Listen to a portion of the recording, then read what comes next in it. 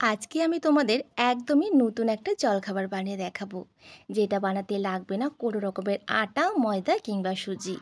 এমনকি ভাজার সময় একটু তেল লাগবে না। বিনা তেল মশলায় এই গরমে ভীষণই একটা হেলদি খাবার বানিয়ে দেখাবো।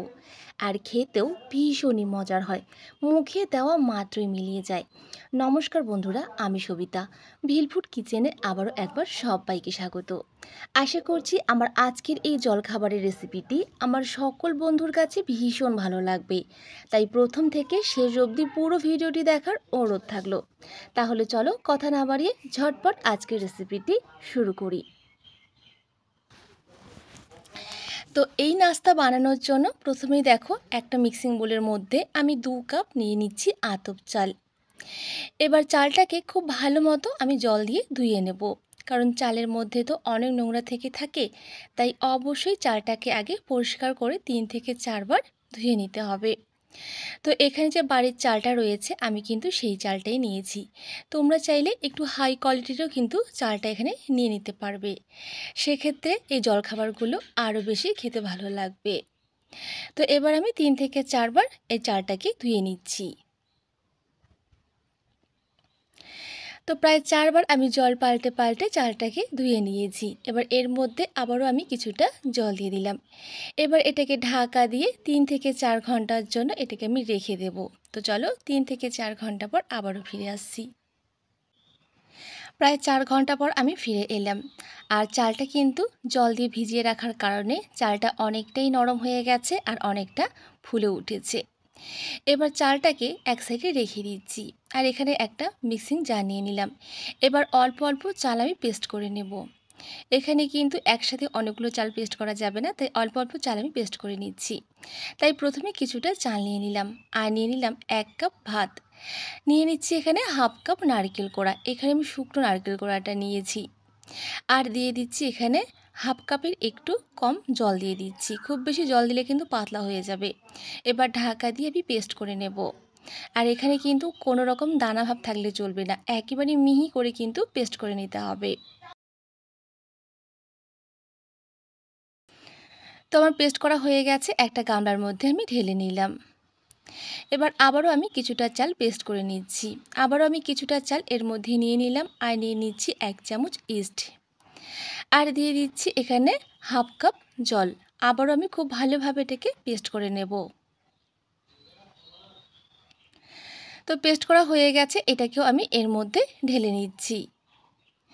একইভাবে যে বাদবাকি চালগুলো রয়েছে সেগুলোকেও একইভাবে এবার পেস্ট করে আমি নেব। তো সমস্ত চালগুলো আমি অল্প অল্প করে পেস্ট করে নিয়েছি। এবার একটা হাতা দিয়ে খুব ভালো মতো এটাকে একসাথে মিশিয়ে নেব।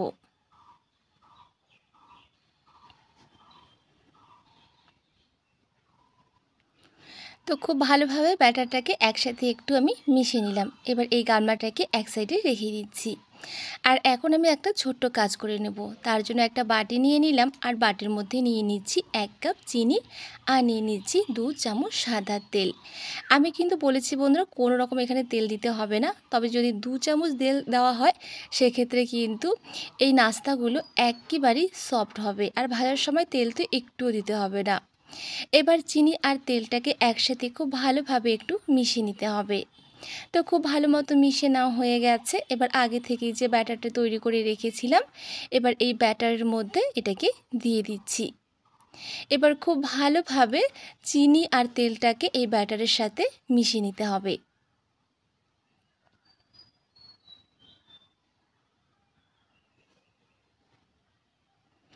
খুব ভালো মতো মিশিয়ে নেওয়া হয়ে গেছে। এবার এটাকে ঢাকা দিয়ে প্রায় 4 ঘন্টার মতো এটাকে আবারও আমি রেস্টে রেখে দেব। তো চলো 4 ঘন্টা পর আবারও ফিরে আসছি।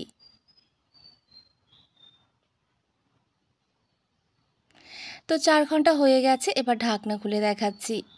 দেখো, রেস্টে রাখার কারণে একেবারে ব্যাটারটা কিন্তু ফুলে উঠেছে, আর ঢাকনার মধ্যেও কিন্তু লেগে গেছে। এবার এখান থেকে বাতাসটাকে আমি খুব ভালো মতো বের করে নেব। আর এখানে যেহেতু ইস্ট দেওয়া ছিল সেই কারণেই কিন্তু ব্যাটারটা এরকম ফুলে উঠেছে। যতক্ষণ না পর্যন্ত এরকম গামলা থেকে ব্যাটারটা ফুলে উঠবে ততক্ষণ পর্যন্ত কিন্তু রেস্টে রাখতে হবে। তো এবার বাতাসটাকে খুব ভালোভাবে আমি বের করে নিচ্ছি।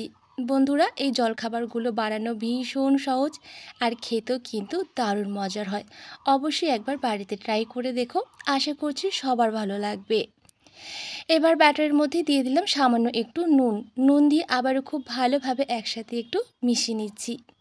তো ব্যাটারটা আমার হয়ে গেছে মিশিয়ে নেওয়া। এবার আমি তোমাদের দেখিয়ে দিচ্ছি ব্যাটারের কনসিস্টেন্সিটা। দেখো, খুব বেশি ঘন হবে না, আবার খুব বেশি কিন্তু পাতলাও হবে না, ঠিক এরকম একটা ঘনত্বের ব্যাটার তৈরি করতে হবে।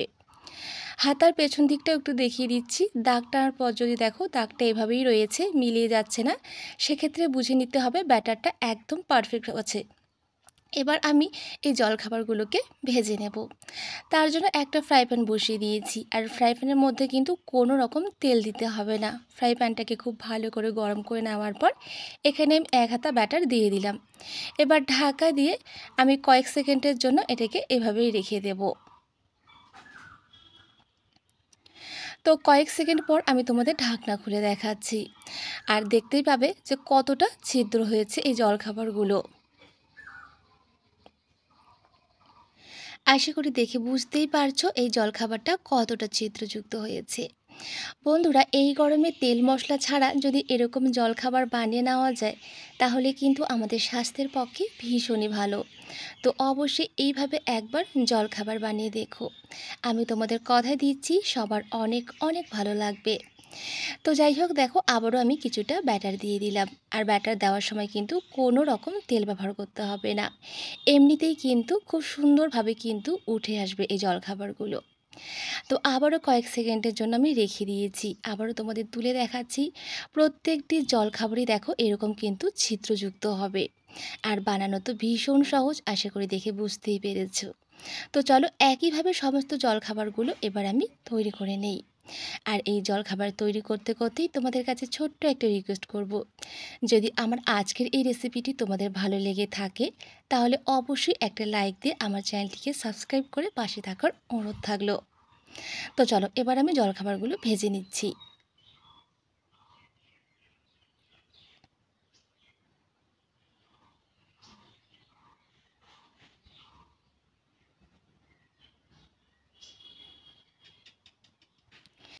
তো একইভাবে সমস্ত জলখাবারগুলোকে আমি তৈরি করে নিয়েছি।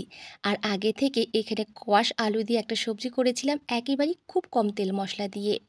খেতে কিন্তু দারুণ হয়েছিল বন্ধুরা। আর এখানে তোমরা কিন্তু তোমাদের পছন্দ মতো যে কোনো সবজি দিয়ে এই জলখাবারগুলো পরিবেশন করতে পারবে। আর আশা করি দেখে বুঝতেই পারছো যে কতটা ছিদ্রযুক্ত হয়েছে। আর তোমাদের একটা ছিঁড়েও দেখাচ্ছি, ভীষণই নরম হয় বন্ধুরা, আর মুখে দেওয়া মাত্রই মিলিয়ে যায়। তো আমার আজকের রেসিপিটি তোমাদের কেমন লেগেছে সেটা কিন্তু অবশ্যই কমেন্টে জানাবে।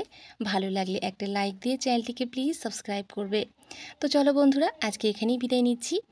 আবারও হাজির হব পরের একটা রেসিপিতে। আর ততক্ষণ অবধি সবাই খুব ভালো থেকো, সুস্থ থেকো, সাবধানে থেকো। আর এতক্ষণ ধৈর্য ধরে আমার এই ভিডিওটি দেখার জন্য তোমাদের সবাইকে ধন্যবাদ জানাই।